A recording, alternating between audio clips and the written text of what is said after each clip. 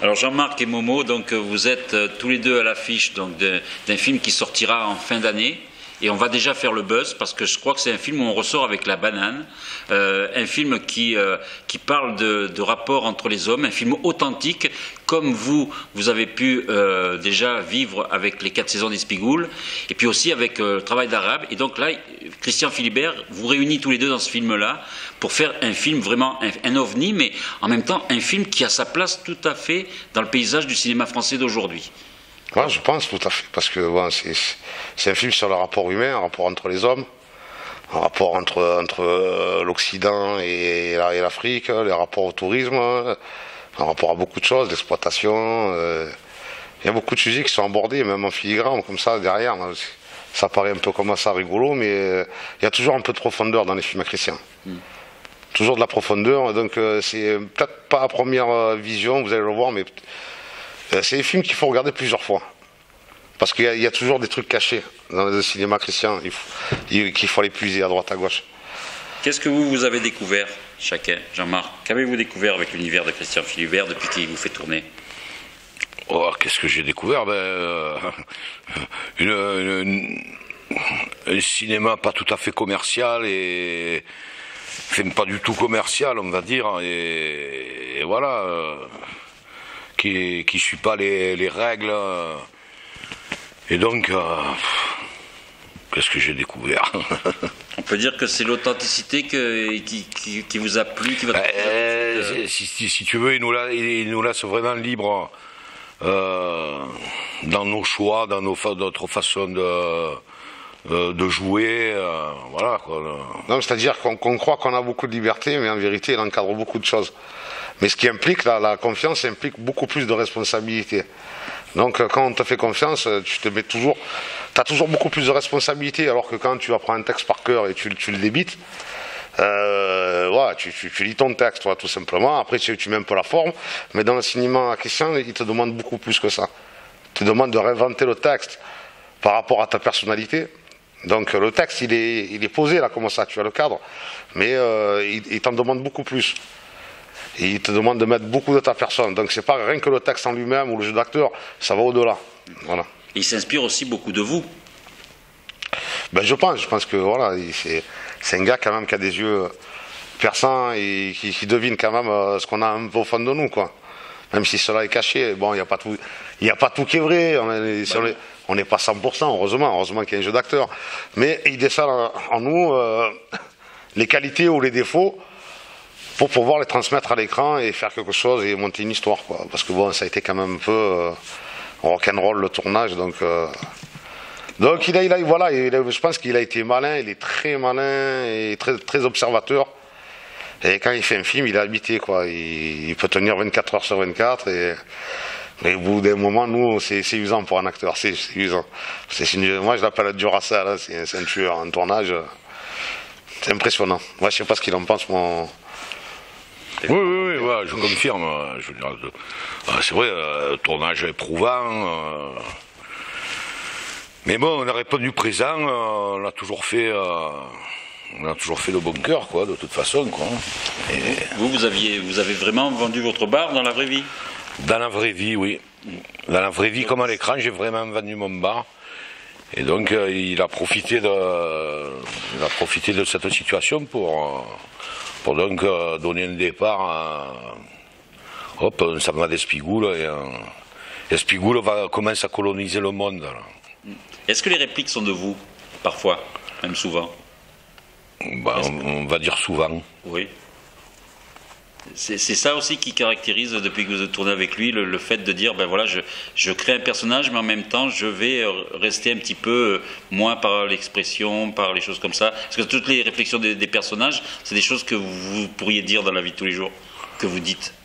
En dessous de la réalité, parce que dans la vie de tous les jours, il en dit vachement plus. Hein. Oui.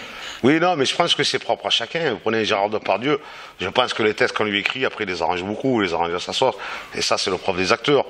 Nous, on a la chance d'avoir beaucoup de liberté, mais quand on arrive à une certaine notoriété, la plupart des acteurs, ils embellissent, quoi. Ils prennent le texte à leur compte et ils changent beaucoup de choses, quoi.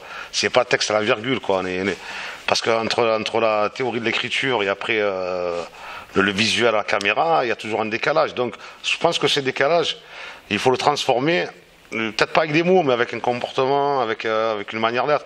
Parce qu'il y a toujours un décalage entre l'écriture et la réalisation. Et donc c'est ce décalage qu'il faut appréhender, parce que sinon, on dirait qu'on récite les choses, on dirait que le film c'est pas vrai, quoi. Et c'est ce que moi, la grande qualité de Christian, c'est ça, quoi, le décalage. Il arrive toujours bien à s'adapter, à trouver le bon feeling, pour qu'on soit toujours juste et toujours vrai, quoi. On peut dire que ce film, c'est une aventure et la découverte d'un pays, parce qu'on voit l'Afrique comme on la voit pas souvent. Ah non, mais c'est pas l'Afrique Club Med, hein, c'est l'Afrique. C'est le Sénégal comme il est. Voilà, c'est aussi le Sénégal comme il est. On a été dans des bidonvilles, on a dormi avec eux, on a mangé avec eux. On a été traités comme tout le monde. Donc déjà, ça crée des liens déjà parmi la population, parce que la plupart des touristes français qui vont là-bas, ils se mélangent pas. Ils vont à Sali, ils vont dans des trucs avec cocotiers, ils voient que le bon. Et là, toute la misère du monde, ils la voyaient quoi. Toute la misère du Sénégal, ils la voyaient pas. Tandis que nous, on a été confrontés à la misère, mais on a vécu avec ça. On y a vécu avec les gens qui étaient confrontés à la misère. Donc les gens ils t'acceptent mieux déjà. Et à partir de là, on peut faire un film, quoi. On peut en parler, parce que sinon, si tu arrives à une opposition de la population locale, c'est pas possible, quoi. Jean-Marc, le fait de partir comme ça d'Espigoules, donc on sait que maintenant quel est le village, c'est Général Servi, depuis Espigoules, on sait que maintenant c'est ce village qui existe. Le fait de partir comme ça, de découvrir un pays, est-ce que ça change la vision du monde?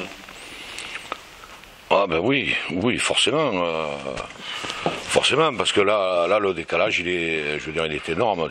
Moi, je suis arrivé là-bas, j'ai l'impression d'être jamais allé au Moyen-Âge. Ben, alors, j'avais une vision de l'Afrique. Enfin, je m'imaginais un truc de l'Afrique. Et je suis parti, la première fois que je suis allé en Afrique, c'était au Gabon. Et j'ai pas retrouvé ce truc.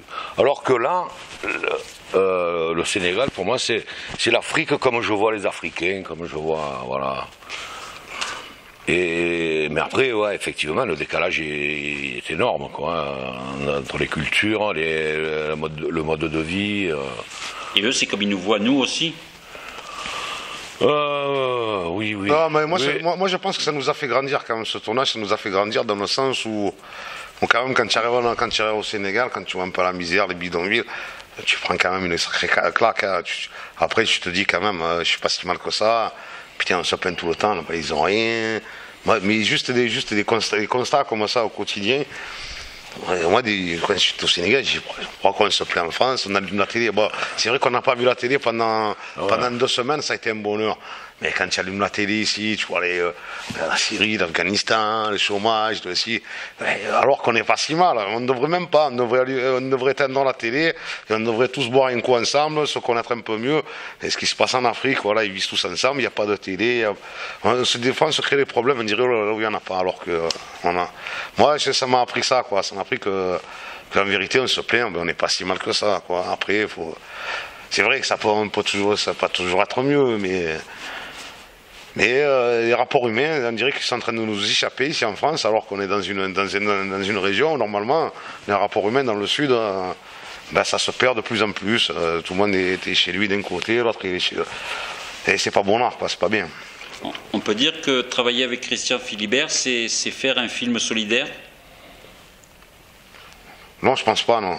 Non, mais solidaire et de solidarité entre soi. Là, on voit la technique de production. Bon, non, mais à partir on a tapé dans la main à Christian, on a dit on est OK pour le projet, on peut être que solidaire, parce que si on n'est pas solidaire, on meurt tous, on tombe tous. Donc, à partir du moment où on accepte le projet, c'était partie intégrante du projet. Donc, on était comme les 5 doigts de la main, on était obligé, parce que sinon, on n'y arrive pas. Donc solidaire, oui, automatiquement, même au-delà, quoi. C'est jusqu'à la mort, c'était le tournage. Hein.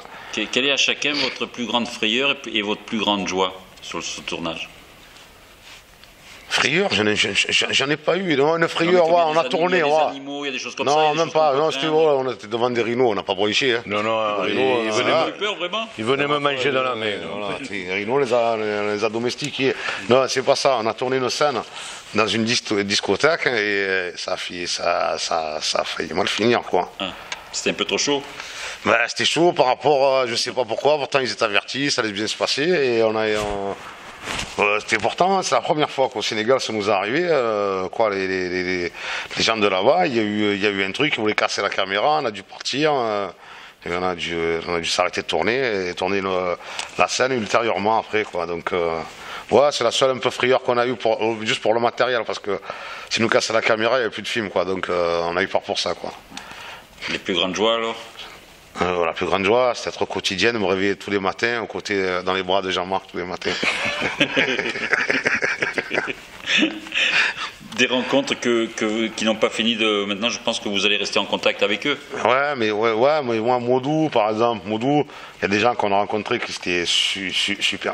Après, nous, on roule pas sur l'or, on voudrait bien se rendre au Sénégal, tout ça, mais on sait que peut-être la vie va faire qu'on ne pourra peut-être jamais y aller, quoi, y retourner. On ne sait pas. Moi, j'ai un métier, j'ai des enfants, et je ne sais pas si j'ai les moyens d'y retourner, et d'y passer une semaine, ou ne serait-ce que 2 semaines. Nous, on est des petits acteurs, et c'est très dur pour nous. Hein. On ne gagne pas d'argent, on fait ça par envie, et par challenge, quoi. C'est presque un challenge, pour sortir un peu du quotidien, du train-train, et essayer de faire autre chose, quoi. Voilà. Et si on peut, en plus, bon, apparemment... Si on peut apporter du bonheur aux gens à travers ça, c'est bien. Après, c'est juste le plaisir d'être ensemble. Moi, j'ai pris un pied fou voilà, les moments de fou rire ensemble. Jouer la comédie avec Jean-Marc. Avec les Africains, voilà. Parce qu'on s'est régalé. Les bons souvenirs que j'ai, voilà.